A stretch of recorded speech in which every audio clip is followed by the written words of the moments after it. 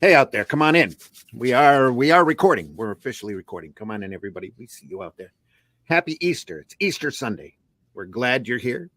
We're glad that you're with us this 30th of March 2024. We have a special 31st. guest. 31st. What? 31st. 31st. Is that correct? I can't keep track of those numbers. Anyway, 31st, 2024, folks. It's an episode of Sunday Funnies. It is a pre-recorded episode, so the chat we won't be able to talk about the chat today. We just ask that you mind your manners and be nice in that chat. So please do that. I think we'll still have somebody watching the chat to make sure that you're being good. We are over 1,000 subscribers over in the Indie Comics Network, and we're monetized, so you can send them some stars if you'd like to. Please feel free to do that. Any money the Indie Comics Network gets goes to the running of the operation. There's lots of other programs about comics and all sorts of stuff over at the Indie Comics Network, and you might want to jump over there and take a look at their programming sometime soon. We have an opening right there. We're going to run our opening, and then we'll get to talking to John here. Here we go.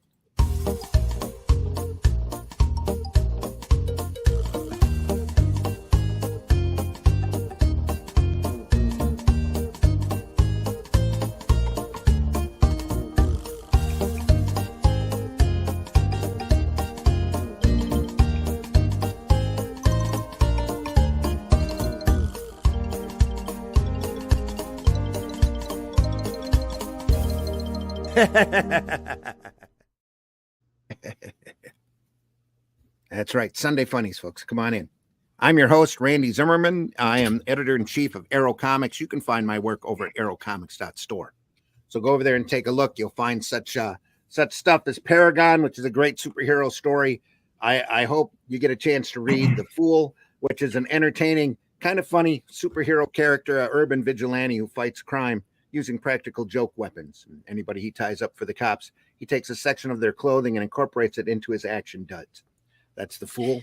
Over there at arrowcomics.store, Calico is Shard with great artwork by C. Michael Lanning, who also has a show or two here on the Indie Comics Network, and Herobot Zero, which is a favorite of mine. It's a 3-foot-tall giant robot that defends his city from large monsters, as long as he can do it on the clock and get time and a half for overtime. Go over there and take a look, and very soon, if not by now, you will actually see copies, and I got copies of Alice in Chains. I should be making myself large here. Alice in Chains. It's a scientific experiment gone awry, and a young woman who can shoot little evil chains out of the palm of her hands. So it's a fun tale. It's one of the Arrow Comics 3G, a little horrific, not quite for the kids, but it's a lot of fun. So go over there and take a look at that when you can. Also, at the start of last week, we passed 100% on our campaign at have you got past 100%? Brilliant.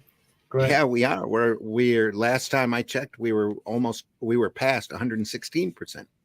Oh, right. So, I've not checked it for today, so I'll have a look at that. Yeah, good. Yeah, the wife was yelling at me, "You're checking that thing every hour, aren't you?" And I'm like, yeah. We want to thank Russ was on Razor Fist's program and promoted the book, and it's been running hot ever since. So go over there and take a look at it. The Shadow Kingdom over on fundmycomic.com. I'm going to run a quick ad for that. It's only about 30 seconds or so. Here we go. In the time before Atlantis sank and the lands of the world were savage and untamed, one man would claim his destiny. Leaving his Atlantean tribe behind and throwing off the shackles of Lemurian bondage, he sailed the seas as a pirate captain before seizing his place as a king. And now that he has the throne, how long will he be able to keep it? This is the Shadow Kingdom, the classic sword and sorcery tale by Robert E. Howard, adapted by Randy Zimmerman, with artwork by Russ Leach. Available now at fundmycomic.com. Classic Robert E. Howard story. You can't, it's not very often you can literally say iconic, but that story is iconic. Literally the start of the sword and sorcery genre. Adapted by myself with artwork by Russ Leach. Really, really great product. Can't wait for you to see it. So, also joining me this morning for this program is Mr. Glenn Fleming. Glenn, introduce yourself. Hi, everybody. I'm Glenn. Yeah, I'm Glenn Fleming. I'm a writer, artist, and publisher from England. I've written and published 10 or 11 books now, I think it is, on science fiction and Kennedy assassinations and all sorts of stuff. But relevant to this show, this is a book about my visits to see Jack Kirby in his house back in 1988 and 91. You can get this on New Haven Publishing or on Amazon. You can also go to Fund My Comic and pick up a copy of my Hatch annotated book, which Hatch is a cartoon character that I've designed. And this book will give you the full story of how he came about with, from concept to now, and features published and unpublished artwork. And if you go to Amazon right now, you'll be able to pick up a copy of issue 15 of my magazine, Comics Unlimited, which is about comics. There we are. You can't keep track of those numbers either, can you? No. Not sure how many books. There's a lot of books up there. Just go up there and put his name in that search bar under books and see what comes up. All sorts of great and unusual books. So, joining us today, very special guest, Mr. John Jay. Well, thank you very much. John, introduce yourself. Yeah. Okay. Well, thanks for coming on. Appreciate you being here. I am the editor and chief and janitor of A Kid in a Comic. Everything that needs to be done, including taking out the garbage in the middle of editing a page, I do for my household out of my house. And it's a Sunday Funnies style newspaper, subscription newspaper. I got just one of our copies right here.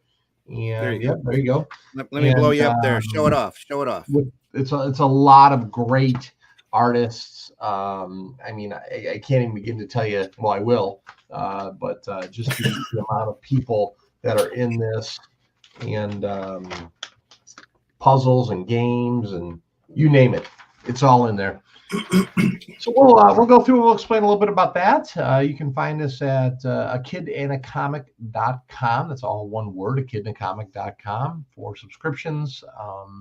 Global Comics has us digitally, although you're going to want to have this in your hands. It's made for that. Great.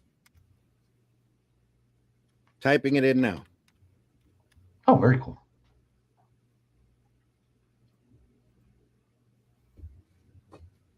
Well, hopefully.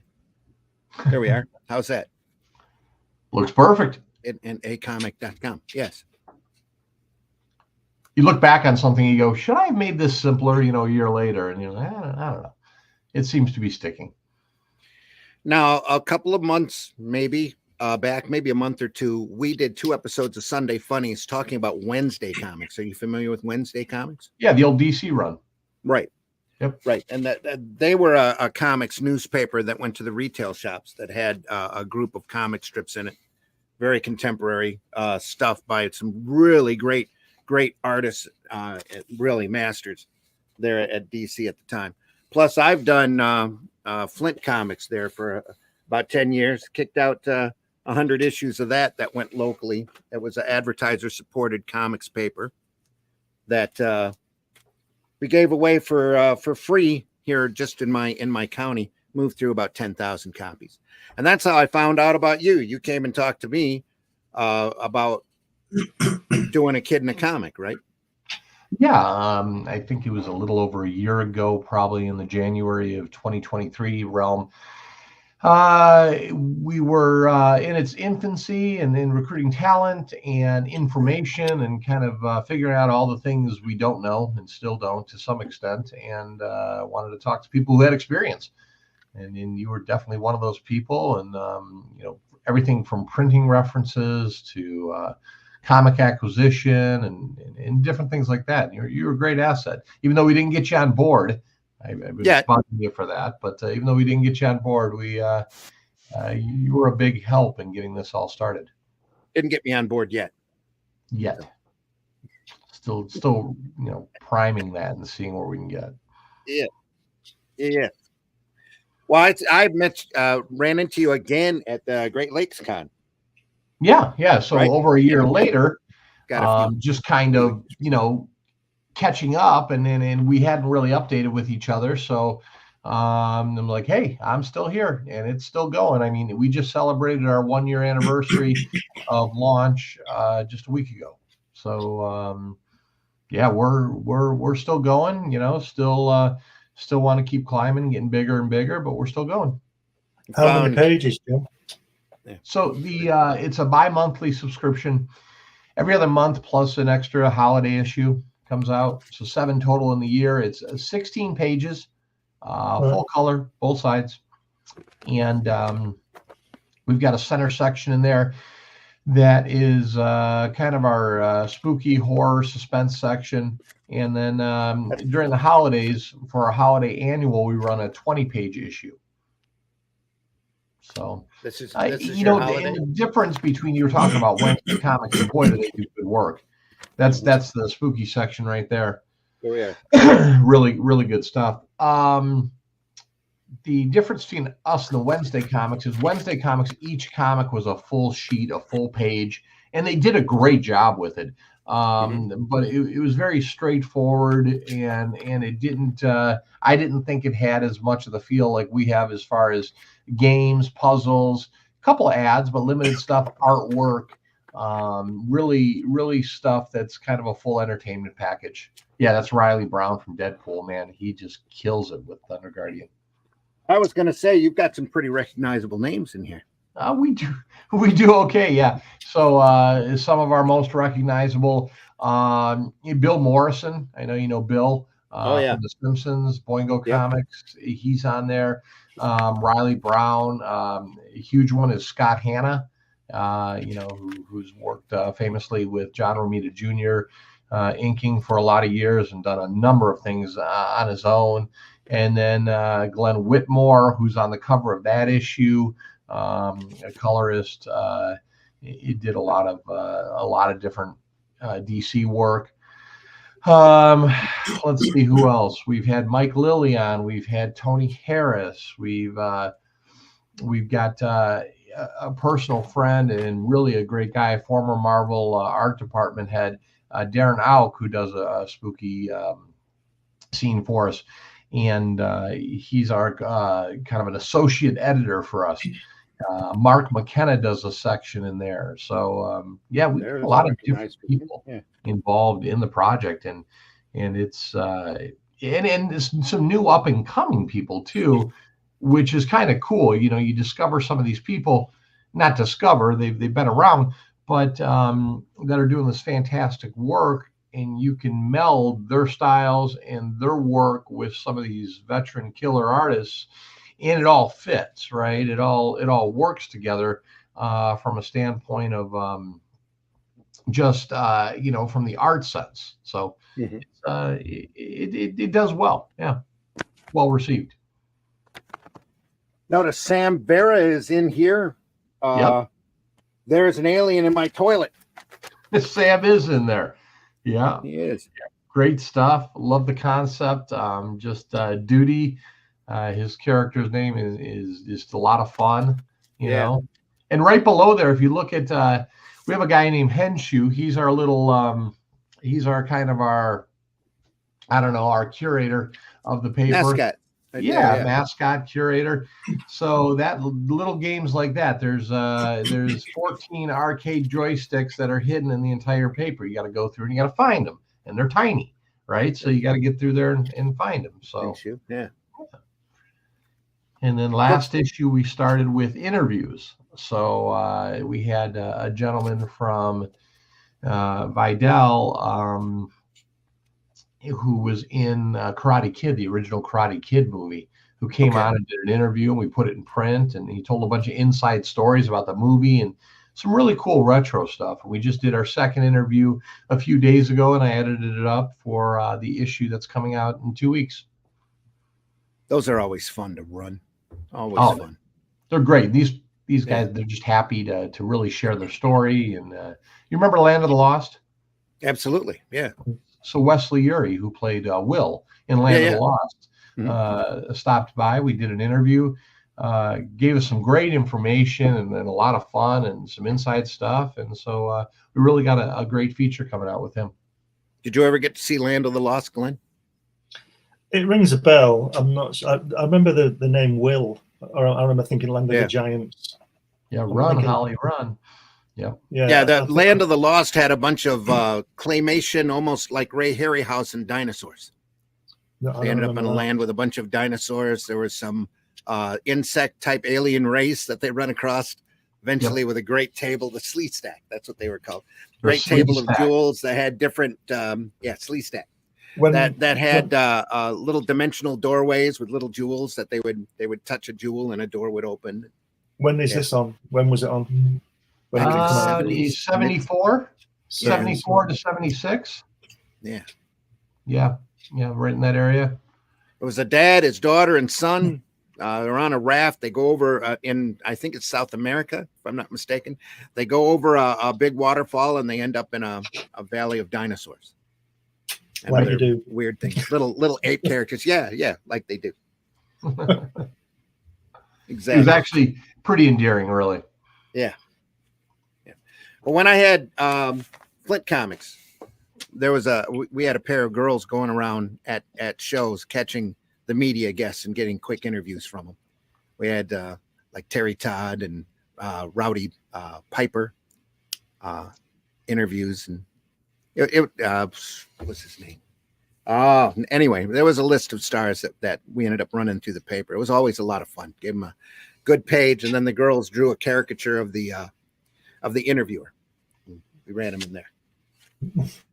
It's a good bit of fun. So, what else have you worked on, John? Pardon me?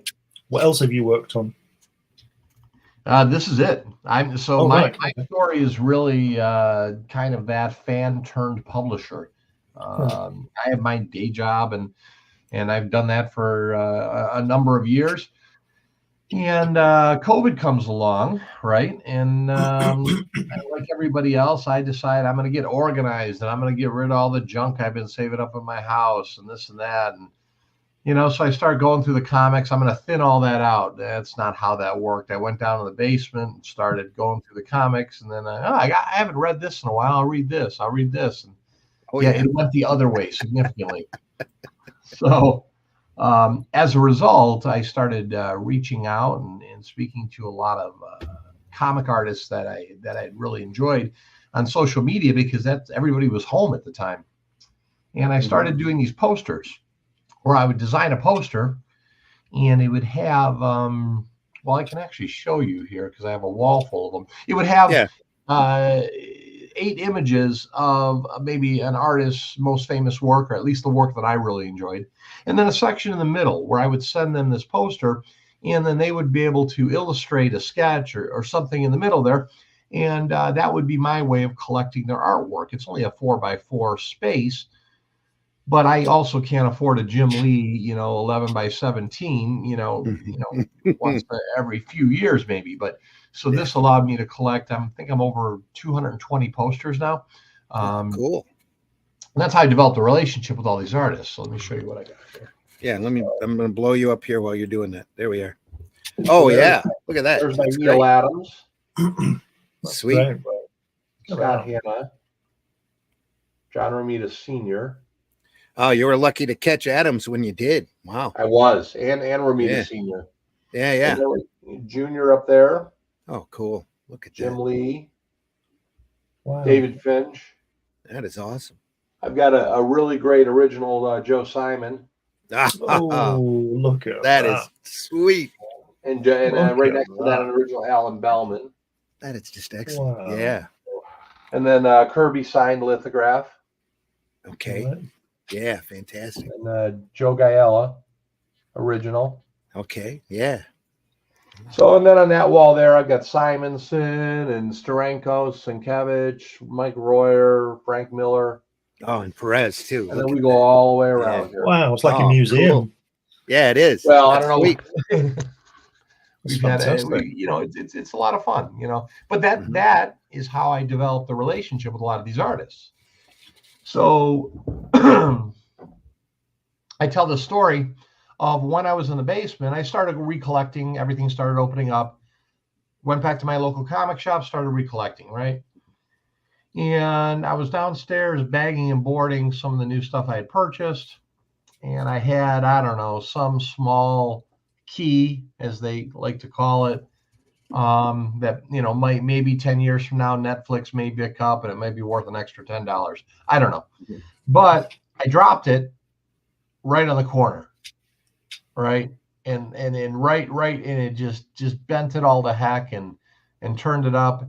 So I'm down in the basement. I'm cussing and swearing and kind of just a little pissed off about it. My wife, runs to the stairs, yells out, "Hey, are you okay?" Thought I fell or something happened, right? I told her I dropped a comic. And she's like, "You're an idiot." And then I thought at that point, I'm like, my 10-year-old self would kick my butt if he was thinking this is what comics are about. Mm-hmm. So I'd been kicking around this idea about what can we do that's nostalgic, and it was never meant to go to CGC and was meant to, roll up, hand off to somebody else, take in the potty, the toilet, lay on the floor, spread it out, eat a bowl of cereal over it, whatever. And this is what I came up with. So I started reaching out to people just to see if it would fly. And turns out artists really love the idea for a number of reasons. It was a creative itch that they've always wanted to scratch, most of them. Mm-hmm. Also, it wasn't a heavy lift, right? 7 strips over a year is something they could do minimally. And it doesn't, because this isn't paying their mortgage. I can let you know that. Yeah. So this is an opportunity for them to do something, add it to their portfolio, if you will, get more exposure, and also really enjoy telling a story in a different fashion. So that's how we happened, really. Cool. That was a long answer, Glenn, to the what have you long. No, I'm fascinated. That's why you're on. Yeah. You want to know. Yeah, because that was going to be my next question. Why'd you settle on doing a newspaper? Because this doesn't look like a funny book. Yeah. Anyway. And that's the hard. So I got to tell you, the biggest challenge doing this is people don't get it until they hold it, for the most part. Yeah. My artists, same thing. They're like, it's what? It's where do I, and then you give them to them like, oh, I remember this as a kid, and then it kind of all comes together. I had so many inspirations putting this I'll show you one of them. You'll love this. Sorry, I'm dipping down low here. That's all right. Blowing you up again. You're blowing me up. All right.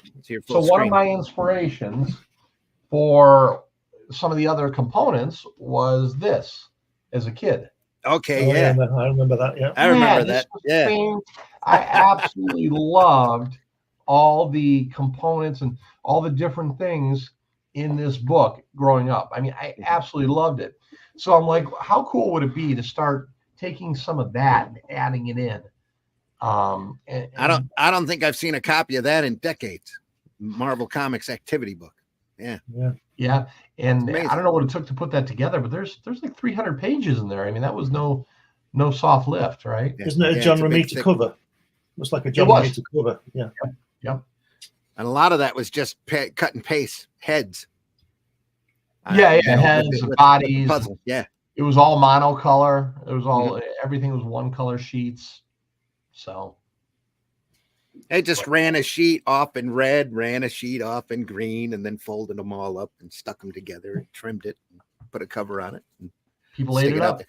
That's something that's always dismayed me, why none of these publishers are trying to break into the dollar stores with black and white books. Because you go and you see all these puzzle books in there, and they're all sorts of different shapes and sizes. But nobody's, and I don't have the money to be able to afford to do it, because you have to be able to take returns, and that could turn out to be a problem. But what a great way to reach a new audience is doing a newspaper, newsprint style book and just putting old reprints in it and selling it at a premium, at a low a cost as you can. Yeah, the only problem you run into there is being able to fund the amount of copies it would take to make that viable, right? So you're talking in the hundreds of thousands of copies with Mhm. with a place like the Dollar Tree or whatever, Mhm. and that's a Well, risk. That's didn't we also something with an unlimited shelf life too, though. That's So, true. and didn't unless you we put a date discuss on it. didn't we discuss this a while back about when you Yeah. mentioned putting comic books in the cinema when when Iron Man 2 is on? Yeah. Marvel should have flooded where the cinemas that film was going to be shown with comic books, maybe free comic books for the kids. You could do Yeah, the that same makes with that new. You could do that with a newspaper. Yeah, Like, it's a you know, when marketing someone's- opportunity yeah, they really overlooked. Yeah. Yeah. So Yeah, it's a big coordination issue. Not issue, but that's a really good idea. I just part of my business model, in my case, is because this isn't my full-time job. It's like I can scale this. I have a printer that I can print 1,000 copies, 5,000 copies, 100 copies. Obviously, the cost of the printing changes that, but what it does is it allows me to stay in the black and continue to run according to demand. Now, I hope and I want the demand to continue to grow, and have that issue. But if it doesn't, I'm insulated financially against, overprinting or risk. Mm-hmm. Yeah. see, I used So to they can publish. Go ahead, Glenn. 10, 15 years ago, I used to publish another magazine called Crikey, which was about British comics. And like you, it wasn't my job, so to speak. But every time I pressed the button for the printer to print it for 2,000 copies, I was £2,000 in debt. Right. Yep. I did have subscribers, and Forbidden Planet did take a big bulk of it, so I wasn't in doubt that I was going to get the money back. But it's still quite harrowing to know that you give somebody the go-ahead to do something, and you are £2,000 in debt. Yeah, that's exactly it. You're assuming the risk. And then I put it into. It came to a point where it was either going to stop or go big. So I thought, well, I've come this far, so I went into Borders. And when I went to the printers who could put it in Borders, Borders wanted £2,000 just to let it in their door, right? So I'm £2,000 down again. I was £3,000 down on the print because it had to go to full color throughout, 84 pages, when previously it was 52-page black and white, A4, and they put it into Borders all over the country. First issue went in, sales went right up. Second issue went in and Borders went down, and they didn't return any stock. I didn't get any sales, but I still had to pay the printer his $3,000, and that ended that magazine. Well, it went back to 52 pages black and white. I pulled it all back, and then it ended a few issues later because talk about bad timing, But that's the way it goes. So and it's funny you mentioned that because I just started looking into distribution in the UK. A couple of different companies that handle that. So yeah, we'll see how it goes. See, the thing was with the Borders thing was that we have a chain over here called WH Smith, or we had one. It's called WH Smith, and they were the biggest sort of outlet for that kind of thing. Like a minor bookstore, not a Waterstones or Barnes and Noble, but they sell newspapers and stuff like that.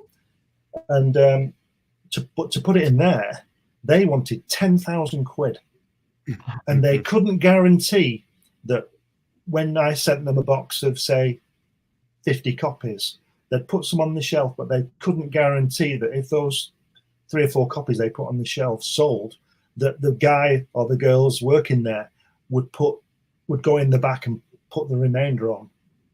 So you could, so effectively I could give them £10,000, and they would put 2 or 3 on the shelf, they'd sell, and they'd leave the others in the back. Mm-hmm. So £10,000 just for going through the door. Yeah, that's I'm not in that league, Yeah. Well, those are the challenges. Well, that's why I know I'll turn a. Sorry, go ahead. I was going to say I know I'll. Oh, go ahead, Glenn. I publish on Amazon now. It's just they just send out print on demand, so that's the best thing for me. I don't have stock anymore. It doesn't cost me anything, so So I've tried publishing on Amazon, not necessarily direct print, but at least providing, and even getting on Kindle initially. They turned me down. I've got over 30 different creators. They said I'm a copyright nightmare, getting permission from everybody who's been on it previously, currently on it, making sure that I have the legal right to print their work. You know, you're publishing your product. It's you, you know. Well, there is fair play. You know, we're not, when I publish, I mean, there's lots of images in, I put in Crikey in Comics Limited. You know, we do Randy's written several articles for me. I'll put a Spider-Man cover in. I always put who the artist is. I don't claim it and anything, and it's a fair play. You know, what's it called? Fair use. Play. Fair use. Yeah. Fair use, because I'm not saying it's mine, and I'm not printing the whole comic. It's not the full size. It's only a little small cover type of thing, you know. Yeah, they don't see it that way, unfortunately, yet, but we're still negotiating. I was going to say, with Amazon, you can have all of your talent sign a standard contract that acknowledges the fact that they're going to be on Amazon, and just send copies of all that to Amazon. I got everybody under contract. Here's the proof, and run it. Right. You'd think it would work like that, but that's not necessarily the case. It's tricky because then you want to provide back issues, and some artists are easy to deal with and some artists are not. How's that? Yeah. Well, I know exactly what you mean. Yeah. So, yeah. Some people have went their own way, you know, gracefully, and some kicking and screaming out the door. So it is what it is. That's just people. I hear you. Yeah, it's just people. Crazy. Let's talk about the paper some more. Who's in there? Yeah. Let's take your. I've only got 3, 4, and 5 here, so you probably have 6 by now. Just six. I'm in the final editorial stages of 6.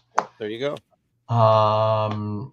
We've got a couple of new people that have just kind of joined us, which is nice.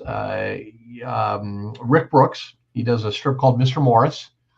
Okay. And he's actually a lifelong school teacher where he's from. And this is kind of some of his experiences.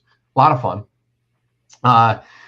David Brown up in Canada, who does a strip called Planet Joey. Now, it's hilarious because David's from Canada, and everything's referenced there about this kid, you know, in the snow, and his best friend's a bear, and a big hockey fan of the Maple Leafs and the Blue Jays and all that stuff. So I really love adding components that you can immediately see our perspective from a different area of the world or country or whatever the case may be. So that's kind of fun. And the greatest thing for me, while it's awesome having a new comic being done by an artist like Scott Hanna, made up a new series that he wanted to do called Dodge and Hustle. It's very much kind of like a Guardians of the Galaxy type adventure, and the artwork is phenomenal. But that's something he made up for the paper itself. We have a lot of people on here that this is their, I don't want to say their life's work, but they're very invested. They're at cons. They already have books out.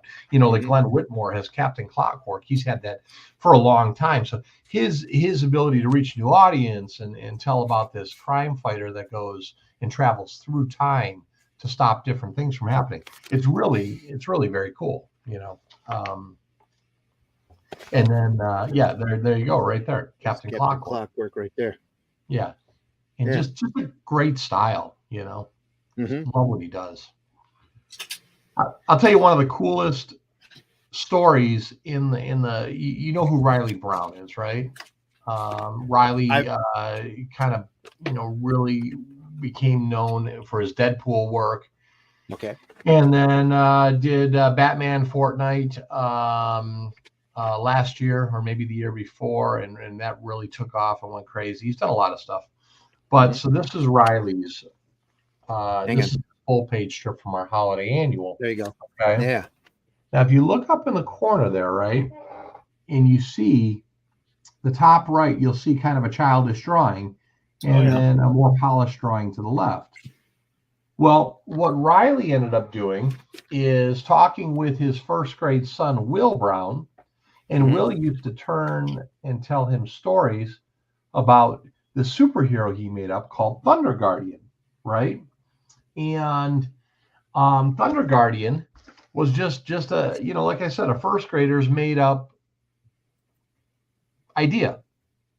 Yeah. Will's like, this would be a great idea, a fantastic idea for a comic strip.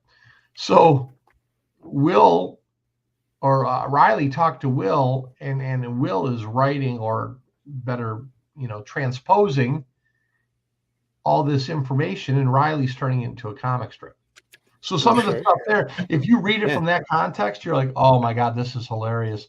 That a 10-year-old, like the very first episode, this beast was fighting Thunder Guardian, and he got knocked out. But right before he knocked out, he sneezed or blew his nose on him with this toxic boogers. Like it was all over the hero, right? So that is such a a first grader boy type thing. It was hilarious. From that lens, you're laughing. You're going, oh, this is just gold. It's really, really fantastic. So. And you have a wide variety of strips here. Some are humor strips, and some are adventure strips that are continued. Yeah, we really do. We kind of try to hit on everything. We are what we like to say all ages appropriate, but some of the stuff we hit on, is I want to tell you that most of our audience, our big audience, are nostalgia based. 40s, 50s. I got a 78-year-old subscriber, right, and I've got a 10-year-old subscriber, 7-year-old subscriber. So we really go the full gamut. There's such a huge genre in the horror and suspense. We don't really do gore, if you will. It's more horror, so there's nothing too offensive there. But it's fantastic. We've got a chance to partner up with Power Comics, a gentleman named Austin Huff, who does a lot of stuff, and he usually brings 2 or 3 comics to the table. I can actually kind of spill the beans a little here. For season 2, which is coming up in the summer, Tom Grummett is going to be part of our there you go. Cast. Yeah. I mean, that's love his cool stuff. You know what I mean? And just, I can even tell you, since I'm blowing it all up, Keith Williams will now be part of our crew come midsummer. Our new Luis Rivera. Just some really, really cool people want to be involved in this, Now, are you going to be expanding pages, or are there going to be some strips that are just going to deal out? So no, what we'll do is we'll rotate some strips out. Some strips have run their course, and we're very thankful for them. They've done great. And then some strips will be new. We want to keep some fresh stuff coming in and keep the favorites around, if that makes sense. No, it does. It does. We've also kicked around the idea of pulling the black and white out and doing an additional quarterly paper that is just black and white, called A Kid in the Comic Presents the Raven. And the Raven will be all spooky, suspense, short stories, anything related to that genre, and then make that available for purchase at a lesser cost, or even as an addendum to A Kid in a Comic. We're kicking that around. I don't know. What are your thoughts on that? What do you think? How do you think? There's so many. This is a cool thing about a product like this. You can go in any direction, and the door is literally wide open. I took copies of Flint Comics, and Steranko was at one of the Great Lakes Con, and gave him some copies of Flint Comics. And I said, I would have never thought about this format if it wasn't for your media scene. And his eyes got wide. He got that sparkle. You know how Steranko is. He's a big showman anyway. And he goes, yeah, because there's so much space. There's so much space to play with. You can do all sorts of things with it. Yeah, absolutely. Yeah, there's you can go in any of a number of. You're only limited by your imagination, literally, on a product like this. And as a great. result, I've had to teach myself how to be an editor, how to be a designer, really. I mean, everything that's not a strip, all the puzzles, all the games, I do that. I design all that, the backgrounds, the logo placements, all the stuff. I'm ripping stuff off the internet and seeing how it works. So I'm probably taking 10 too many steps as opposed to your, professional graphic designer. But, it comes out in the end. It looks pretty cool. Well, every time you do one, every time you lay one out, you're going to get a little faster. Yeah. For me, it would take me 4 days to put the paper together, but I can send an article to Glenn and Glenn sends it back to me in 15 minutes, all laid out and professional looking. Well, so Glenn's been doing it a minute too. Glenn's been doing it for a while. Yeah. Yeah. The more you do, the faster you get. You can never have too much to do. No. There you and are. a nice little side thing too, by the way, is we donate some of our proceeds to the Inkwell Awards and Hero Initiative. There you are. So got a little bit of a heart there. We wanted to make sure we're doing it for the right. We're not making $1 million off this, and if it explodes to that, really cool. But either way, it's a fun project that I wanted to get done. And the Hero Initiative, especially, is such an important cause because really there's so many of these artists and writers that worked in comics for years that were just left in the dust and to struggle on their own. That's what that charity is out there for, is to help these talented folks that have worked and entertained people for so long get by just to pay their bills. Yeah. I know Bill Loeb's got a big amount of help from Hero Initiative, and it came at a really good time for him to, he was desperate and really in need of help. Yeah, it's picked up. We can't say enough good things about him. The Simonsons are very much involved in that, donating art and doing sketches and that, and just some really great people on board. Yeah. So, and great we do stuff. other things too. Go ahead. No, go ahead. No, we do other things to promote. Last year we were at Twin Tiers Comic-Con. We had a whole table under a Kid in a Comic where we had 6 of our artists there up in upstate New York, and we do some really neat things for our subscribers. So this is something I think everybody should realize. When you subscribe to us, we try to treat you special. You get bonuses in your actual magazine pack, or your paper pack. So the first one we did a numbered print by Riley Brown for Thunder Guardian. Then we came up and we did a fantastic mask for the Halloween issue, a pair of masks that you could cut out and designed by Scott Hanna for Dodge and Hustle. And then we did Shrinky Dinks for a bunch of our characters. I don't know if you remember the old Shrinky Dinks. And I'm afraid I do. Yeah. Yeah. And then we did a foldable paper airplane for our last one. And not to give it away too much, but for our next issue. Oh, there we are. Yeah.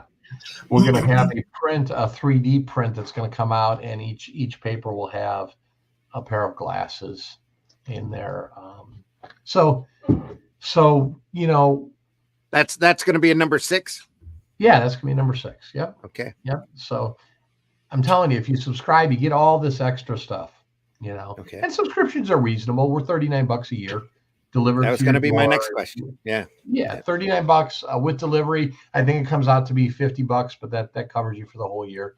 And if USPS better stop raising the postage rates. I'm going to say just apply to the UK, because the postage it costs more than the subscription, I think, per issue probably. So we deliver everywhere. Like I've got issues in Hawaii, I've got issues in Japan, Canada. So I just found out recently that 7-Eleven is one of the number 1 distribution companies for newsprint in Japan. And so I'm trying to get into 7-Eleven over there and see what we can do. It'll be fun. That would be amazing. Yeah. Fantastic. So that's just a little bit about what we've got going on. It's there's a lot to it, but it's fun. It's Darren. I could not do this without him. Just an amazing. Who's guy. Darren now? Darren Auk is he's the former head of the Marvel art department. Okay. In the 90s. Mhm. And he worked under Romita Sr. coming up in the 80s. One of the bullpen guys, just a great guy. And he does The Unknown, which is one of our creepy strips.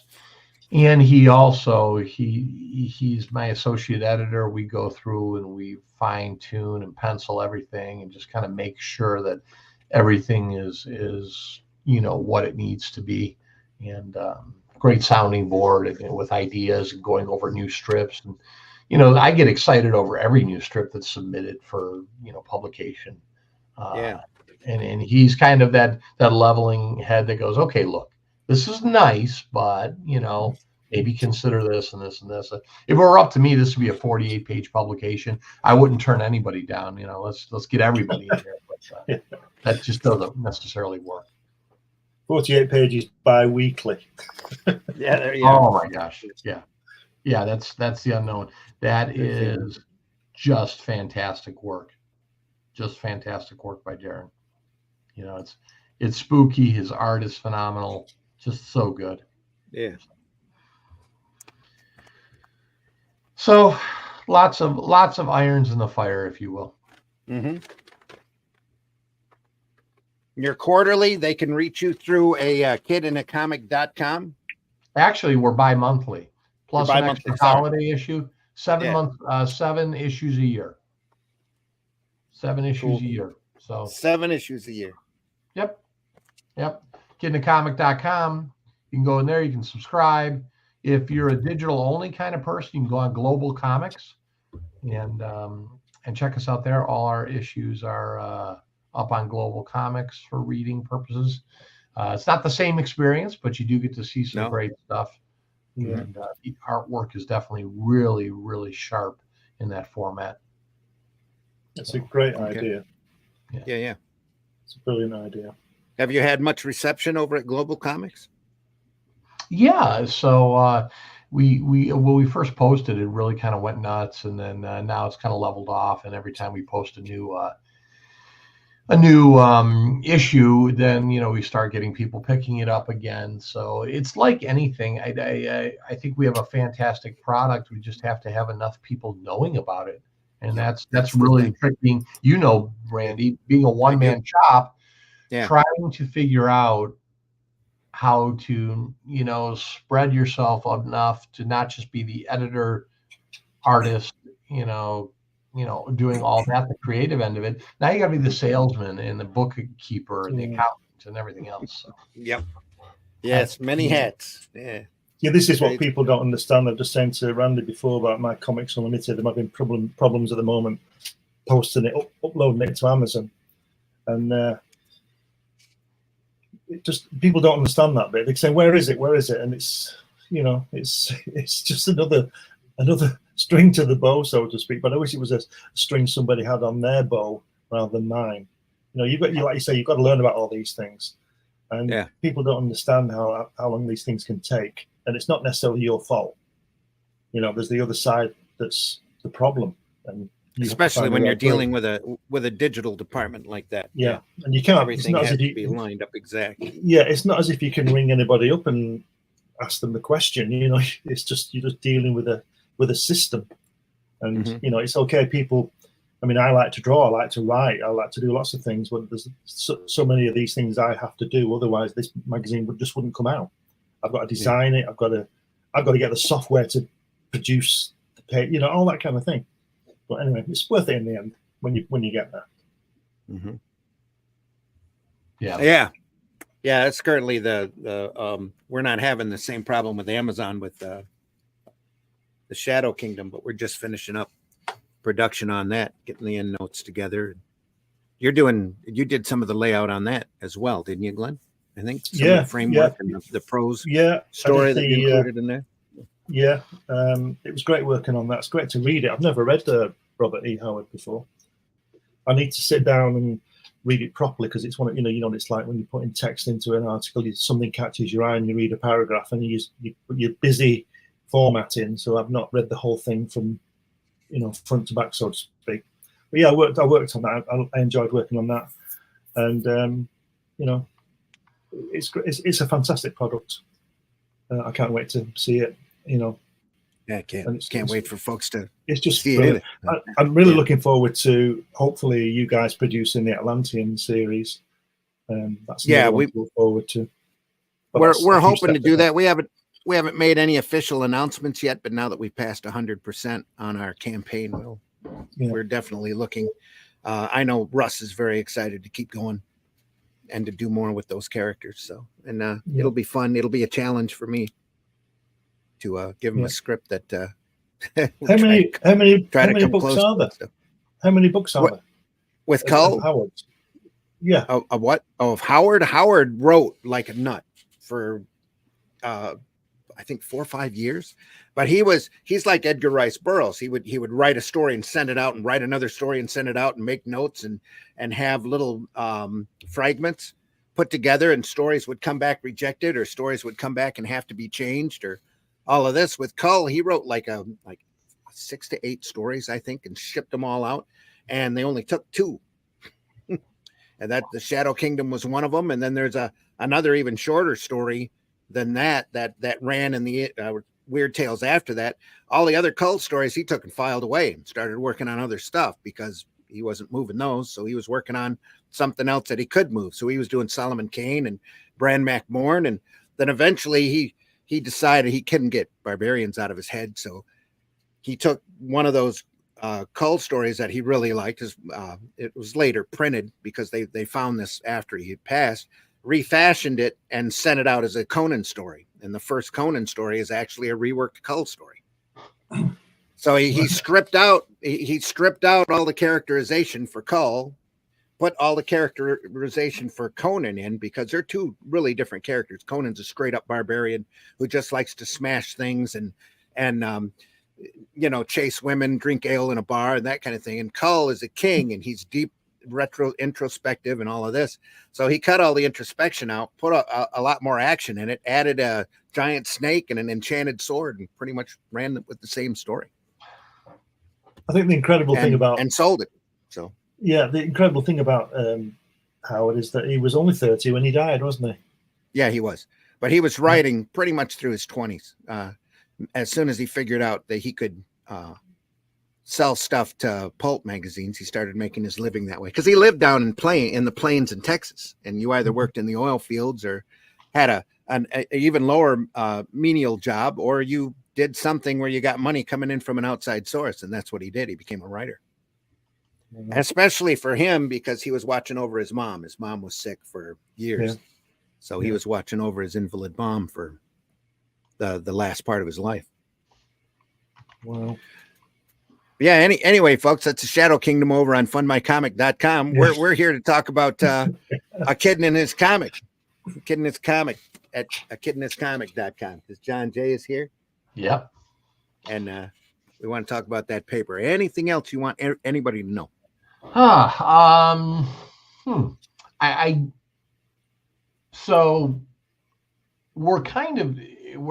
I'm not just selling comic strips, right? I'm selling a experience. So if I think part of the thing is people say, oh, that's kind of a cute kid thing.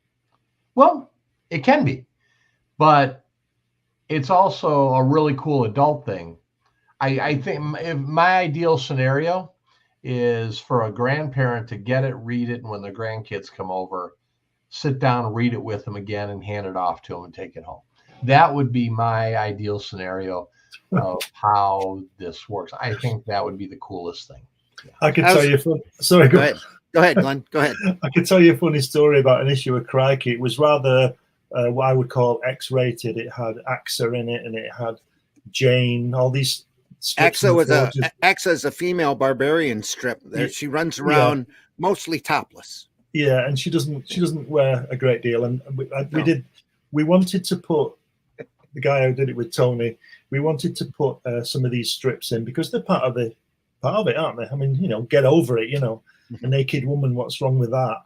So we decided that we couldn't get away with it having a separate article. So we did the entire issue of it. So it's 52 pages basically of, scantily clad women. Anyway, speaking of granddads, this guy sent a letter and he said he was absolutely disgusted because he subscribed to Crikey and really loved it, and he used to sit down with his grandson on his knee and go through it with him. And all of a sudden, page after page, it's naked women. Well, so be careful. Yeah. Oh dear. Yeah, we try to. Go ahead. Well, we try to. Is you know, I have a varying amount of taste personally, but we try to keep it to where. Well, I did put some. I mean, some of the shots were explicit, so I did things out of like a Wicked Wonder. Have you seen that and that kind of stuff? And I did put like you know, little black bars, censored bar over it, you know. But there was a couple that I missed. Oh, that's not good. No. Oopsie. In my paper, I ran a James Bond strip, and it had and I had to run it really small because I wanted folks to get as much of the story as possible.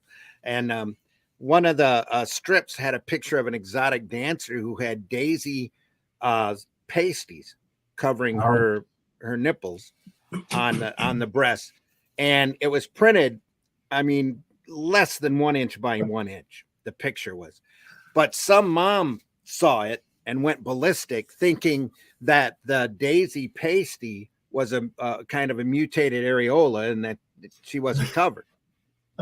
And so she started hounding me about running nudity in the paper. And even though I told her, no, if you look close, it's actually a little daisy right there. But you know, from that point on, I always made sure to go through with a black rapidograph, and all the girls all had black bikini tops on and over exaggerated G-strings, and just to keep that from happening again, because the last thing you need is a angry mob coming after you, complaining over a misunderstanding with torches, you know. Yeah, with torches.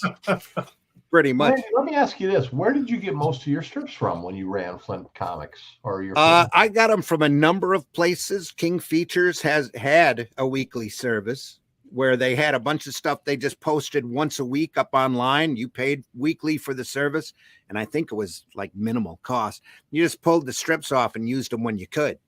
That got me Flash Gordon, Prince Valiant, and a bunch of old legacy strips that were great. And then Universal Syndicate, I got a hold, just as I first started, I got a hold of a representative from Universal Syndicate. And he's like, I don't understand. He was older than I was. I don't understand what you're trying to do here. I have no idea what you're out to do. You're thinking 10,000 and that's kind of small for us and all of this. I had to do up a prototype paper and send it to him. So he got it. Yeah. And once he got it in his hands, like you said, it's that whole physical experience. Getting it in your hands is completely different from trying to describe it to somebody over the phone. Right. And once he got it, he called me back up and offered me his whole catalog. So I'm going through all of his lists and I'm like, well, you got Modesty Blaze. I want to run Modesty Blaze. Well, we only got Modesty Blaze in Spanish. You want to run Modesty Blaze? It's in Spanish. And I says, oh, man. So I'm going through and reading. I said, oh, you got James Bond. You got Judge Dredd. I want to run those. Oh, I don't think we have North American rights for those. Okay. So I ended up picking up Leo and Non Sequitur. And I only carried Non Sequitur for a short period of time because it was political. And I didn't want anybody on one side of the fence or other. And this was, 12, 15 years ago. I didn't even want it then. Didn't want that problem to come up. Because with Non Sequitur, they'd run a story and then there'd be a whole week of nothing but political cartoons. And then they'd go back to their story. So, and that was kind of a problem. Argyle Sweater, I carried. It's a single panel comic strip, very much like Far Side. Very, very smart, just a lot of fun. I ended up running like 12 of those on a page with Argyle's, the logo in the center of the page. It was a lot of fun. But anyway, this guy ends up retiring at about a year in, issue 15 it was. And I get a call from his assistant, who's now my representative. Is there anything I can do for you? We got a lot of strips. We got a lot of things coming up and all of this. And I said, yeah, is there any chance I can get Judge Dredd and James Bond and Modesty Blaze? Because I'd run them in a heartbeat, And she goes, there's dead silence on the phone for about 15 seconds or so. And she goes, I don't think we have North American rights for those. And which is what the other guy told me. And she goes, you know what? I'm going to check and I'll get back to you on those. Okay. So she called me up the next day, called me back and says, hey, I says, we have North American rights for Judge Dredd and James Bond if you want them. And I went, heck, yes, I do. So starting issue 15, I was running Judge Dredd and James Bond. And I don't know are you familiar with the Judge Dredd? You probably are. The adventure strip, Judge Dredd, the character. Yeah, absolutely. You know the character. The character is this huge political social statement because he's very much a fascist. But the stories are amazing. So I'm running Judge Dredd through there. No complaints. Nobody. All I've got are great compliments from folks about, man, I read that Judge Dredd. I saw him in the movies. That's great. The strips are phenomenal. They were a lot of fun to run. And I would get a backlog of Judge Dredd strips because I was monthly and the Judge Dredd strip was daily. So I ended up with a huge backlog of stuff. So there were issues when I didn't have a comic book story to run in the paper. I'd run an entire story of Judge Dredd. Just, in this issue, an entire Judge Dredd tale, that kind of thing, and run a Judge Dredd cover on it and all of that. It was just a blast. The James Bond strip, on the other hand, the strips that I was getting at the time I started picking them up, the strips they were giving me was the movie James Bond. So the girls were topless in 3/4 of them. So I was going through and, I knew that was going to be a problem. And then even before I got the complaint, I was still going through and making sure the girls had tops on.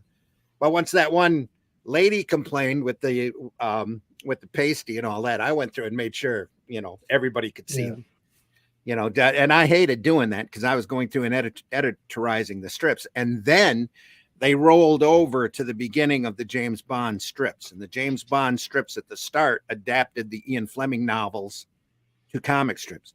And the majority of that was done by Peter O'Donnell writing and I want to say Holdaway doing the artwork on it.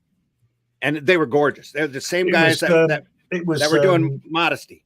It was McCluskey. Artist. Yeah. Okay. Can't remember his first name, but yeah. Anyway, they were beautiful. And I was really happy to run those. Ran Dr. No and Casino Royale and all of that. That was great. And I didn't have to worry about whether or not I needed to censor them because they were following the books, from back in the early 60s. That was a blast. It was a lot of fun.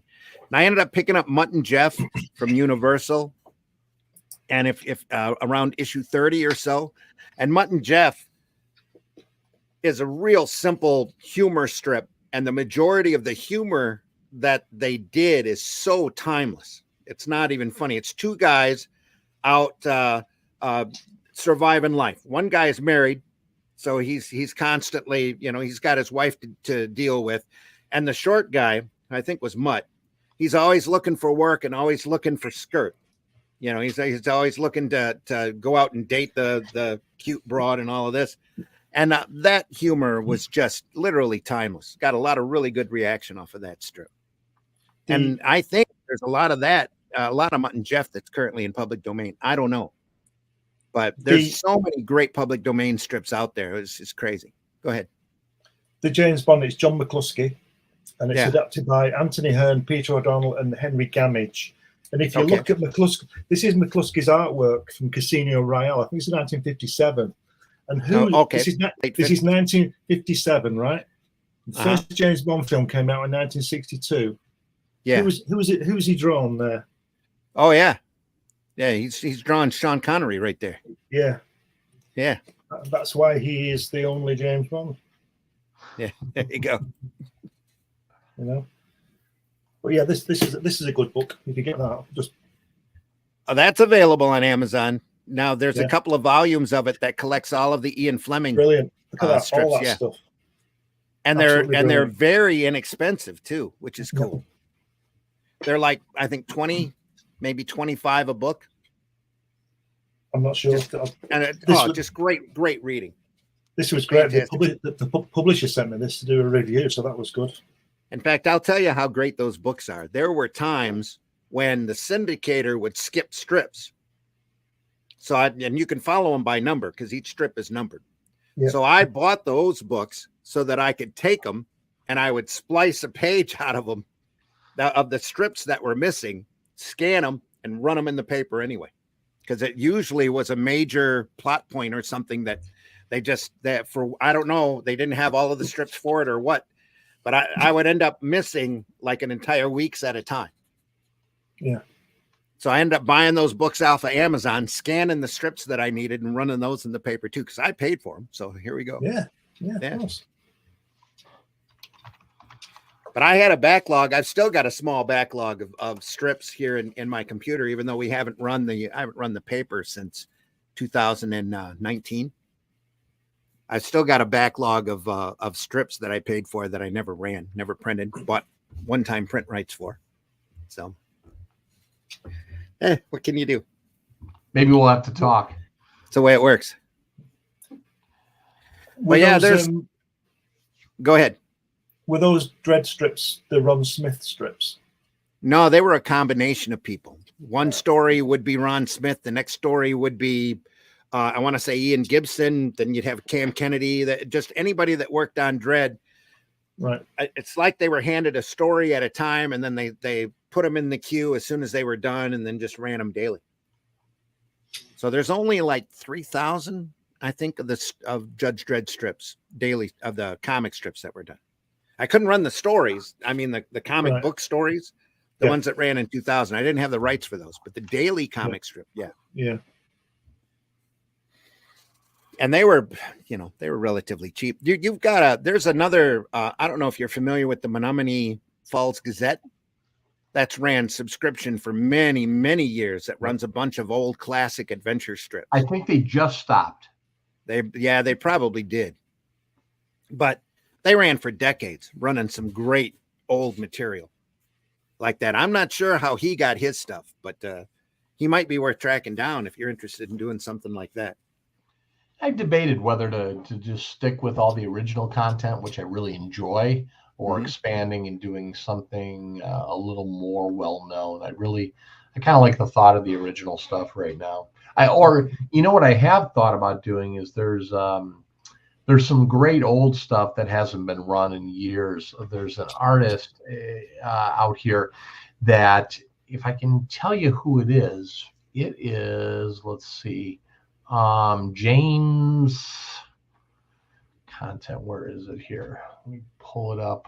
Content. J. Jackson. Have you ever seen J. Jackson's work? The name is familiar. What's the name of the strip that he did? He's an African-American artist. Home Folks. Okay. So am I allowed to have the rights to present here? Yeah, it's fair use. Okay. Let me show you here. James Jackson. We had the weekly service for a while. We carried an urban African-American strip that was really, really good. That might have been in. Very cartoony, very well written, just an incredibly solid strip. Let me add it here. No, that's not the same stuff. But yeah, that looked great. Is that in public domain? That's in public domain, isn't it? It is in public domain. Yeah. I think the African-American, genre is underrepresented, obviously. Oh, yeah. But I just mean from a standpoint of just forget about the color aspect of it, but just this type of the quality in it is well worth running. Yeah, the Americana, and I've always wanted to avoid political stuff, and that's what kept me from deciding whether to do this or not. But there's just some very, very cool things in there that's going on that I like. So yep. So, Joe's Meat Shop, steaks on easy credit. It's funny stuff. So, yep. Well, that's the thing. Like with the Mutt and Jeff strips we were running, they were running around with Model Ts, and they were all dressed in old 20s clothing, but the humor was timeless. Oh, absolutely. Just great stuff, and always a good punchline, always well written. Just my grandfather actually wrote a couple of strips and illustrated a couple of strips and got them printed for Little Abner back in the day. Yeah, that's cool, and that's kind of goes against everything that you hear about Al Cap. Yeah. Because he was kind of a conservative, staunch, stodgy kind of guy, kind of a curmudgeon, I guess you would say. Well, I can tell you that his name, my grandfather's name was never put on any of it. I have the original. Yeah. Okay. I have the originals, but yeah, his name was never put on any of it. I guarantee. Yeah, Frazetta did ghosted for Al Cap for a month or so. Did you really? I didn't know that. Well, yeah. Yeah, there's a book that Kitchen Sink printed, the Frazetta Little Abners. Yeah. That's pretty cool. Yeah. Very cool. But Frazetta, he could probably do anything that he wanted. Pretty sure. I mean, draw in any way that he wanted as well. So yeah. The strips I always had a hard time. I would have loved to have run with Starhawks, which we've gone through here on Sunday Funnies. We've looked at a lot of that material. It's Gil Kane doing a Space Rangers strip with Ron Goulart and Walt Simonson. They're not Walt Simonson, Archie Goodwin. Wrote a lot of those strips in the later years. And the Russ Manning Tarzans, I could never get my hands on. And I would have loved to have run those as well. And It's not available IDW for distribution. Well, the Tarzans that were available to me was the guy who drew it before Manning came on, and he was just a little bit better than Ed Marsh. And I don't care for Ed Marsh's artwork at all. It's rather blocky, and it didn't appeal to me at all. But the Manning stuff, I read a lot of the reprints that DC printed back when DC had Tarzan, a lot of the Manning stuff, and it's just amazing, just beautiful, clean, wonderful stuff. And I just desperately wanted to run those in Flint Comics, and they wouldn't sell me those because they were running through a reprint run, and they didn't. I was too small. I was only 10,000 copies. I was too small for them to go back into their archives and sell me an entire block of one-time print right strips. Right. So I was wasn't worth their time. Did you ever mess with public domain stuff where you would have an artist image, if you will, something that was public domain? Like I have a strip on mine that's Alan Quartermain that Chris Ring does a wonderful job, and he had done that in his own, and we run that. But I mean, Tarzan's public domain. There's so many good things out there. The character is public domain. The strips you have to be really careful about. Right. That's that's why I meant the reimagining of it. Yeah, imagery and even stories. If they think that you're copying on something on a regular basis and that you're big enough, they'll send you a cease and desist and tell you to cut it out if they have any kind of copyright claim to it at all. Back in 2007, when I put the first issue of Crikey out, we had, because we were, get this right, because we were concerned, it was about British comics, Dandy and Beano, I don't know if you're familiar, Hotspur and things like that. And we were concerned that we couldn't use the real, the actual images that had been published. So we had this guy draw them and we put them all on the cover. And the first email we got when we published it was from DC Thompson, who owned all the characters, and said, "What the hell are you doing? You've not got permission to redraw." So we apologized and all that. We said we didn't know, but they didn't go crazy. They became really good friends. We became good friends with them, and they gave us access to their archive. We made an honest mistake. But the point I'm making is that if you have somebody draw Spider-Man, it's not so much it is their drawing, but it's a licensed character, it's a copyrighted character, so you've got to be careful. So you're more likely to be able to use an actual image of Spider-Man than draw him. That's what we found. That we run an image and run a copyright line on it, you're good to go. Yeah. So we put on the cover, I think the thing that saved us was we put all copyrights, DC Thompson and all that kind of thing. But they still weren't happy about it. But we apologized, and they realized that we weren't trying to stitch him up or anything. You weren't being malicious, No, and then later they gave me access to their archive and all kinds of stuff. It was fantastic. So the moral of the story is be careful. Yeah. And believe me, right now with the prices, at least back when I was doing Flint Comics, the prices that they're asking for those strips are so minimal that the Judge Dredd, James Bond, and they're just part of the whole. I paid Universal one fee a month that covered everything, and it wasn't more than $50 for it might be higher now because this was a while ago. But I said to you Go ahead. Go ahead. Sorry, go on. The weekly service was under 25 a week, and that included a bunch of columns. Every Christmas, I would run an entire page of recipes just because I had access to them. Yeah. And That's a it great idea. was funny. It was funny to run, you know. I mentioned to you before, Randy, about the Avengers. You know, the British Avengers with John Steed. You've seen that with Emma Peel and all that kind of stuff.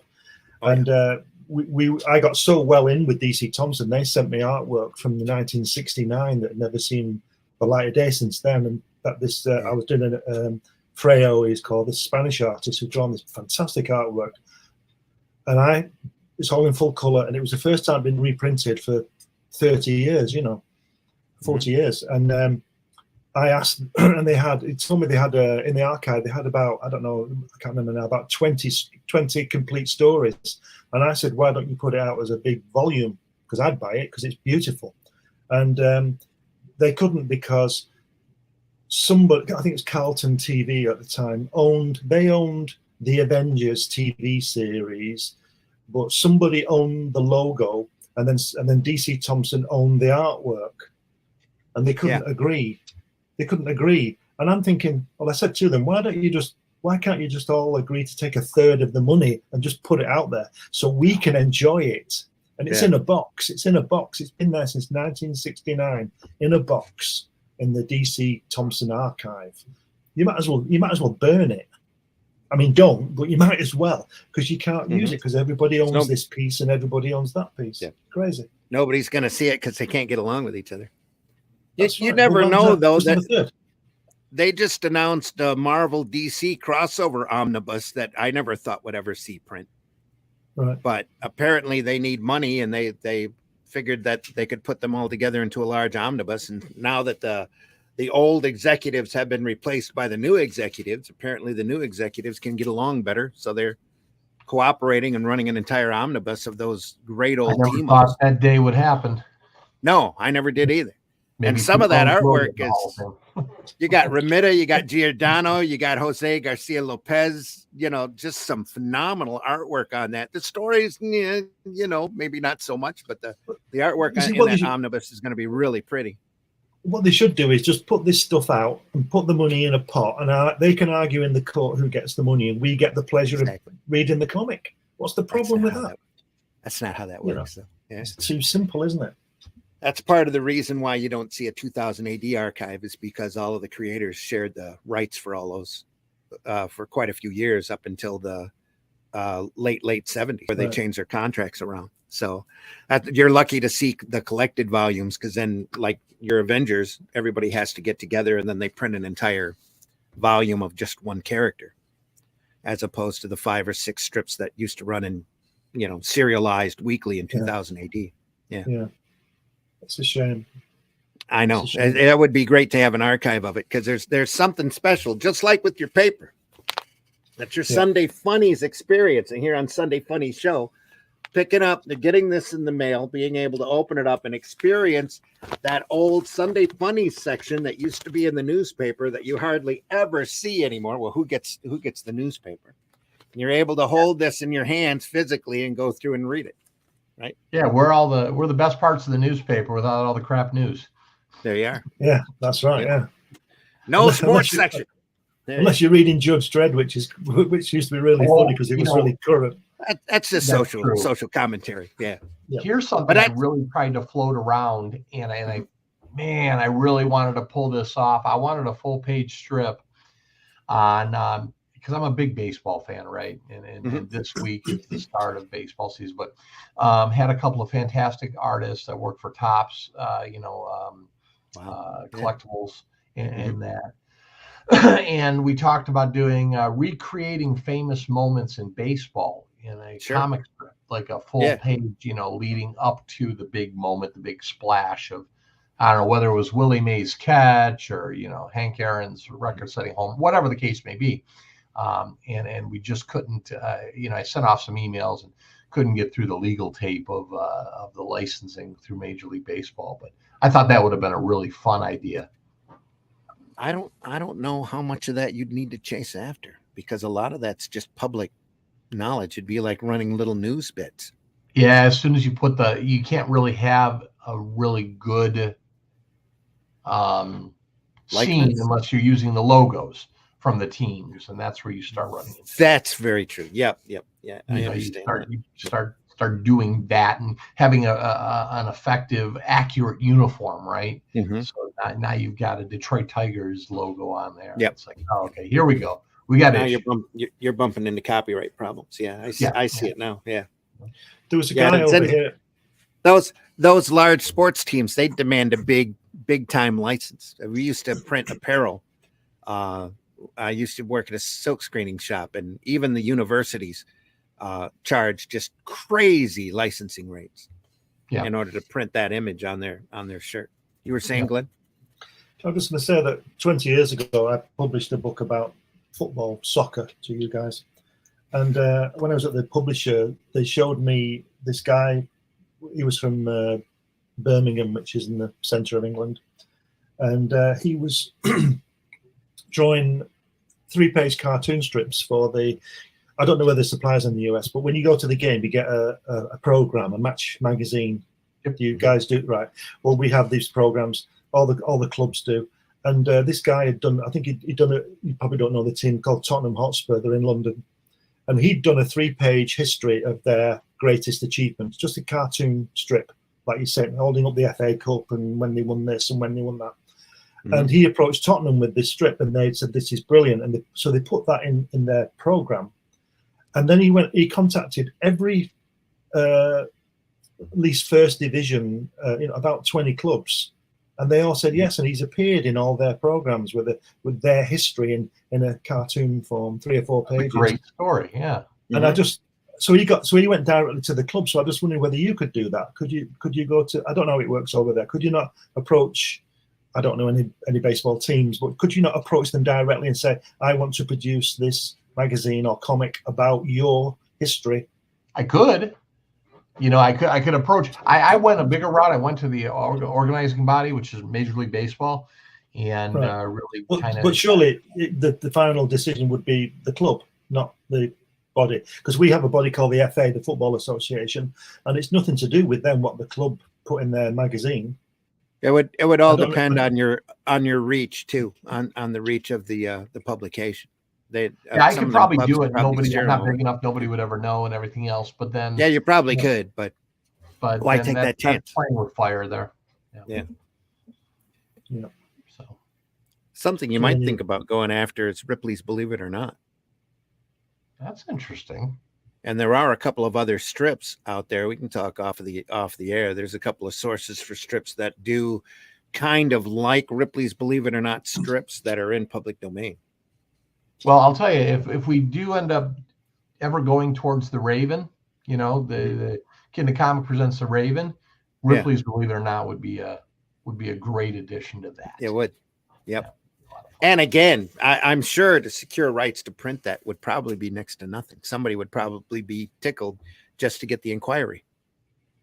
So when's the last time you saw a Ripley's Believe It or Not publication out there? I don't think the strips been out for 10, 20 years. You know what I find, though? The trick isn't, the trick is obviously getting the permission, but finding out who actually has the rights to something, because we've tried to do a couple of different things with different entities, but finding out who ultimately has the rights, there's no clear-cut database. There's the United States copyright database, but that is about as clear as mud. A lot of times it goes back to the syndicate. Yeah, to the actual syndicate that distributed it, and they have either the rights or they'll tell you that it's reverted back to the creators. Right. And then finding if the syndicate thinks they can make any money off of it, they're going to hang on to it for as long as possible. Sure. And again, it's not like they're asking a lot of money to run them. Yeah. I was really surprised when I looked into it at how inexpensive it was. Now, there was a cost of maybe a couple of ads, maybe a full page worth of ads in the paper just to run get strips that'll run a month or so. So, yeah. Anyway, a Kid in His Comic. Right there, available bi-monthly, folks. Yep. A Kid in the Comic. Kid in the Comic. Yep. The address or the web address is down below there, akidnacomic.com, Global Comics for Digital. I'll tell you what, we'll do a thing here.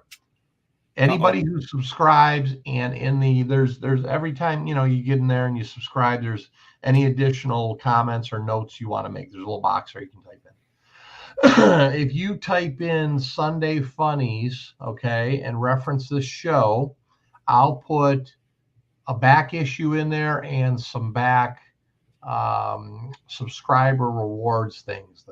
The paper airplane, maybe you'll get the Shrinky Dinks or the limited print or something like that. If you reference this show and subscribe through that, we'll go ahead and we'll include back issues and some additional stuff. Brilliant. Are back issues available at your site? Back issues are not available. They're through our artists and through some comic shops.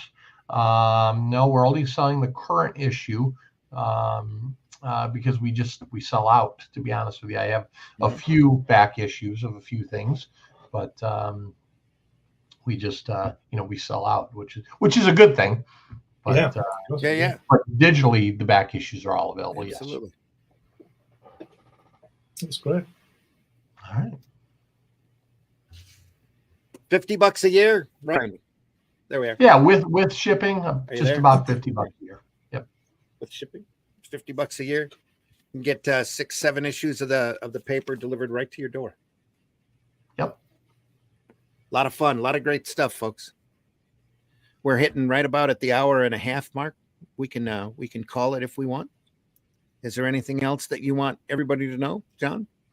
No, really want to thank you guys for having me on, Glenn. It was a pleasure meeting you. I'd love to knock thoughts with you a little bit from time to time and pick your brain. Randy, as always, what a wonderful resource and friend you have been to the paper. Appreciate that. Thank you. Yeah, and if I can do anything and help promote likewise, I'd love to. And Randy, I'll get one of your strips on there. That would be fun. I just need to cut the time to do it. I guess Shadow Kingdom would have been a great strip. Shadow Kingdom would have lasted a long time. That's 70 pages of in a graphic novel. Well, I'll tell you what, Austin. So at Power Comics, what Austin Huff is doing, and it's a great idea, and it's mutually beneficial for us, is he's taking projects that he knows he's launching a year from now, and running a comic strip in our book to preview that project. Sure. And then he's launching the comic or the graphic novel or whatever. It's a perfect format. Yeah. Yep. Great format. A lot of fun. You should write and get in touch with Russ, Randy, about doing maybe a prequel to the Shadow Kingdom in John's magazine. That would be fun. Yeah. That's a lot of fun. Yeah. I bet Russ would be up for it just to see it in there. Yeah. And when either of you say, "Oh, we're really busy," like I said, you can't have too much to do. If you want something, do it. Give it. If you want something, do it. Give it somebody who's busy because they get it done. So Russ is working hard. I know he is, but he'd love it. This is a one-off page as an introduction to the book. Why not? Yeah, we'll give him a full half page. Yeah. There you are. All right. About that, I have a slot open for season 2, but you gotta just talk it over and then let's maybe we got something here. All right. Is there a set size that we need to do, or is it just a half page there runs? So that the size of that paper is actually larger than what you can get in the U.S. We print that in France and ship it over.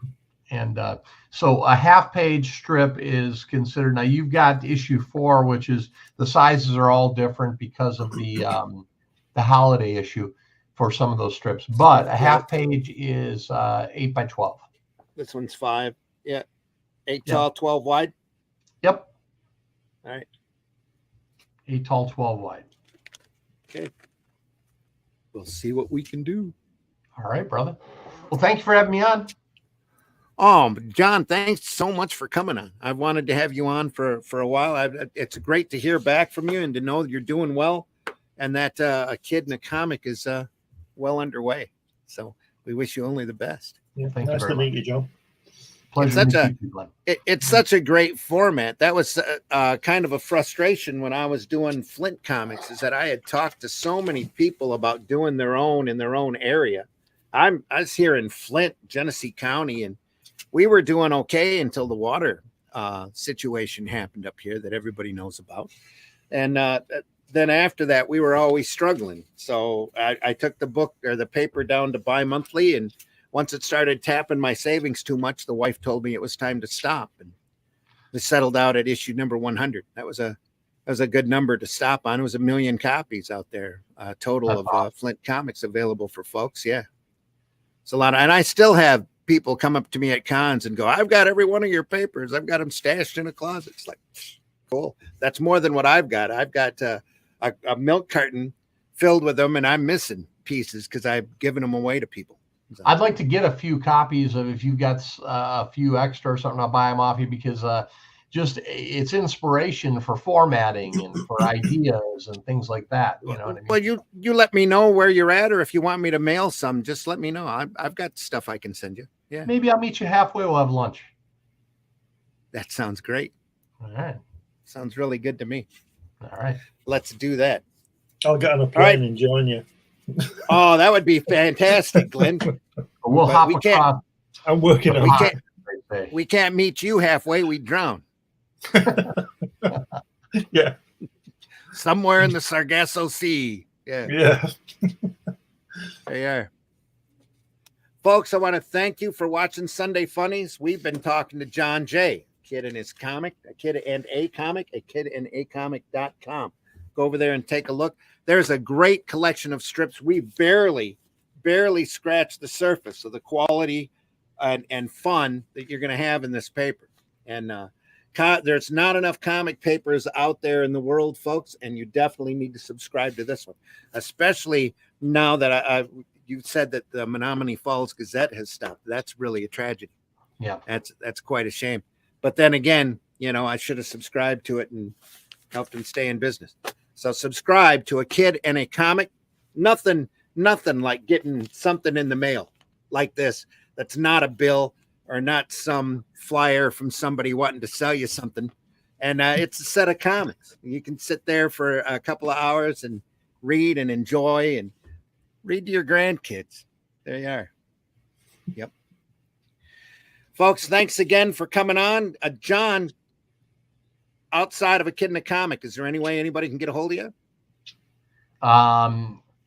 As far as, well, they can send me an email easily, right? And that's if you're looking to do some advertising or sponsorships or just an artist who has interest in this, we're always looking for new strips.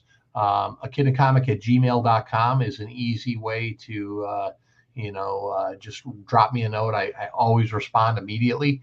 We're also on Facebook, A Kid and a Comic, and Instagram as well. So we try to keep things updated and fresh and let you know what's going on. Yep. So go over there and like and follow his page, folks. A Kid and a Comic, Instagram and Facebook. Much appreciated. There you are. Oh, again, thanks so much for coming on. Like I said, it's unique formats like this. It's different ways of getting sequential art out to people that keep us all inspired. I love stuff like this. The more unusual, the better, and the wider variety, the better. So let's keep that up, folks.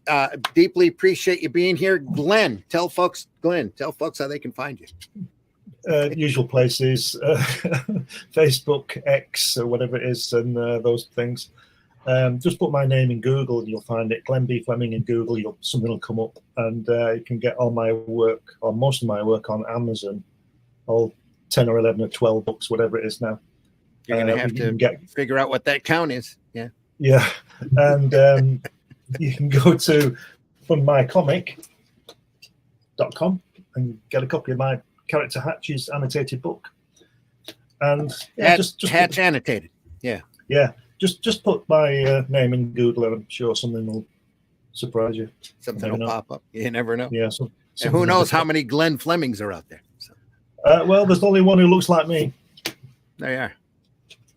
Folks, you can see my work over at arrowcomics.store, where you can find those books that I showed you earlier. There's a wide variety of other comics over there. Arrow Comics is a creator-owned company of people with their own creations who own all of their IPs, put together their best work, and we sell it all in one place, arrowcomics.store. Soul Tack is over there, Hybrids by Luke Stone. You can you should be able to find Alice in Chains over there shortly, The Fool shortly. You can definitely find HeroBot Zero, a couple of PDF files with a little cartoon monkey of mine named Spank that freshly colored, never before in color. You can get a hold of them electronically over there at arrowcomics.store. If you want to talk to me personally, you can find me over at Facebook. Don't try to find me on X. I'm there, but I hardly ever go there. So look for me if you want a more direct answer. Get a hold of me over at Facebook. And, of course, go over to funmycomic.com and take a look at the Shadow Kingdom. It's Robert E. Howard's story, faithfully adapted. We tried to keep as much of his prose into that book as possible. Phenomenal artwork by Russ Leach. We're over 100% funded. The book is going to be a great, great product. I can't wait for you to see it. It's a phenomenal story. And if you've never read Howard before, this is a great way to get in on it. We print the graphic novel story, which is about 70 pages. Then we run the prose story, the actual story from it's the story that ran in Weird Tales back in 1929. We run that in the back behind that story. So you can compare the two if you want. It's very faithful, or completely faithful, I should say. And then after that, there's some end notes, some production artwork, and a forward there by the great Razor Fist. And we can't thank him enough. Russ was over on his podcast a couple days ago, earlier in the week. And the numbers on this campaign have only been growing since. And we're deeply appreciative to Razor Fist for that bump, and can't thank him enough. Folks, we'll be back next Sunday with more fun stuff. We'll be live next Sunday so that you can actually talk to us through the chat. We hope you've minded your manners over there in the chat today. And we're also here Friday mornings at 5 a.m. when Glenn's here, Russ is here, a few other folks are here, and we go over some of the best sequential artwork that we can find. We just did a show on Friday that covered Elric of Melnibone by Pete Craig Russell, Michael T. Gilbert, adapted by Roy Thomas. It was a great product. Go back there and take a look. We know the majority of our viewers are after we've recorded our programs, whether they're live or pre-recorded like this one. And we deeply appreciate you being there. We love that you watch us. We hope that you're entertained by the stuff that we show you. And if you are, make sure you leave a like or a comment and let us know, because any interaction with our pages, and you can find this show over at the Indie Comics Network, most of the time at Comic Book Black Belt YouTube channel, and always archived over at the Randy Zim YouTube channel as well. Any interaction you have with our programming just goes to help our algorithm. We've passed 1,000 subscribers over on Indie Comics Network, so you can send us stars. You can probably send us super chats. I'm not positive about that, but any money that goes to Indie Comics Network helps keep that network running. And believe me, it's not cheap and it's not free. So go over there and do that. We're going to go out with a couple of bumps. And John, thanks again for stopping by. You're welcome. Really appreciate you. We need to have you back on here sometime soon. We'll keep checking up on you and see how it's going. Love to have you back. So great talking to you. Glenn, thanks again as always. It's all right. Thanks for having me on. Nice to see you, John. Pleasure to see you too. Bye, gentlemen. If you enjoyed this program, tell other folks about it. Go visit your local comic shop, visit your local retailer, check those boxes that are closest to the floor, maybe have a little dust on them. You never know what great comics you're going to find. The modern comics don't suit you, that you find at the comic shop now. You subscribe to akidinacomic.com or go look at these older comics, or do it like what John did when the bug happened. Oh, I'm gonna clean house. I'm gonna go out there and get rid of my collection. And you go through and you start reading it, and you go, oh, this stuff's pretty good. Great material out there. Don't stop collecting. you know, you don't have to slab your books. I don't recommend it at all. I got a whole rack of unslabbed books sitting right here that freak people out sometimes. Oh my goodness, is that a Crime Does Not Pay? Not in a slab, not in a bag. Yes, it's there to read. And I read from there pretty often. There's an Action Comics one sitting right there. Look at that, right there, folks. Yeah, you wish. Look at the way he's treating that $1 million. Yeah, that's right. Yeah. Anyway, take care, everybody. Have a great week. Friday morning, 5 a.m. Comics by Night. More great stuff.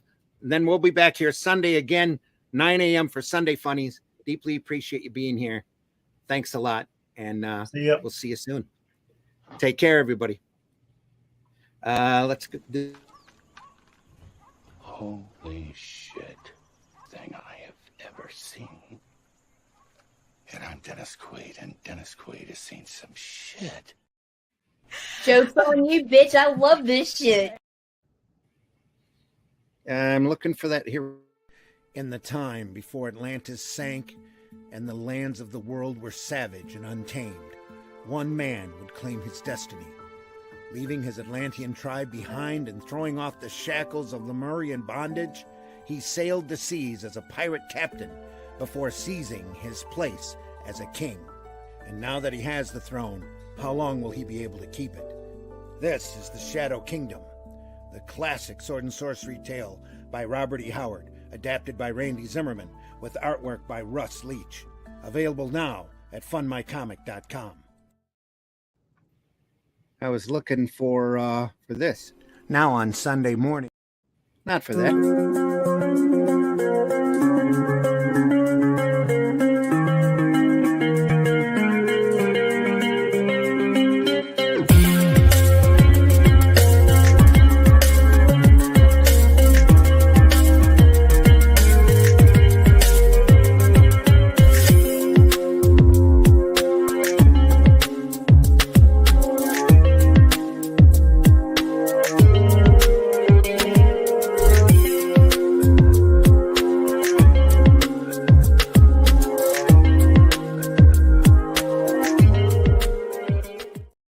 If you look at something and there's nothing there, what's the difference of figuring out what it was in the first place?